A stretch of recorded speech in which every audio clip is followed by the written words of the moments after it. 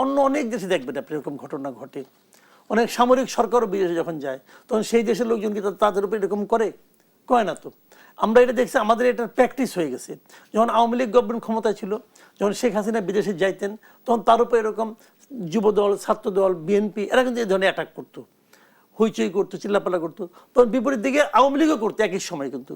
আবার যখন খালেদা জিয়া যাইতেন, যখন বিএনপি ক্ষমতা ছিল, তখন আবার আওয়ামী লীগ করতো।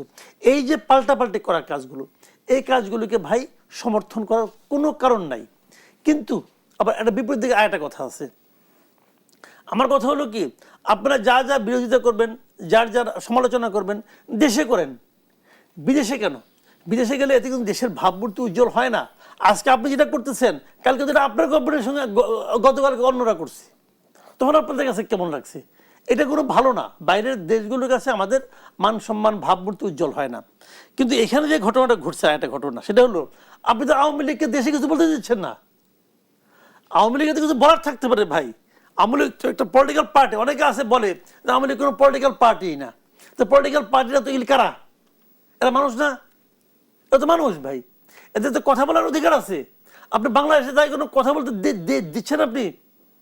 আপনি এখানে আওয়ামী লীগ দলীয়ভাবে বাদ দেন, ব্যক্তিগতভাবে কেউ বঙ্গবন্ধুর জন্য যদি শোক করে, আপনি এটা করতে দিচ্ছেন না, মাফ করে বাড়তেছেন। তো এখন ওখানে যে দেখেন কেমন লাগে, এখানে আপনি মাফ করেছেন, ওখানে ওরা মাফ করতেছে, ভালো লাগে। এইগুলি কিন্তু ভাই আপনি যা করবেন, যে বলেন একটা ঢিলটি দিলে পাটকেলটি খেতে হয়, আপনি করেন কেন এগুলো?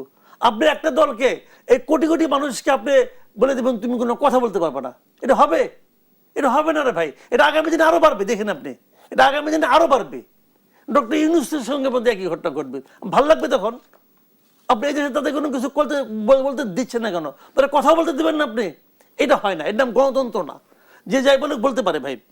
এখন প্রশ্নটা হলো, নাহিদ ইসলাম যে কথাটা বলছে, যে প্রশ্নটা আপনি করছেন, এই ধরনের ঘটনা কিন্তু আগেও ঘটছে, অন্যদের ক্ষেত্রেও ঘটছে। এর আগে দেখছি শফিকুল আলমের ক্ষেত্রে হয়েছে, এর আগে দেখছি সুইজারল্যান্ডে আসিম নজরুলের ক্ষেত্রে হয়েছে। তখন তো নাহিদ ইসলাম অথবা এনসিপি এরা এরকম বিবৃতি দেয় নাই, এখন দিল কেন?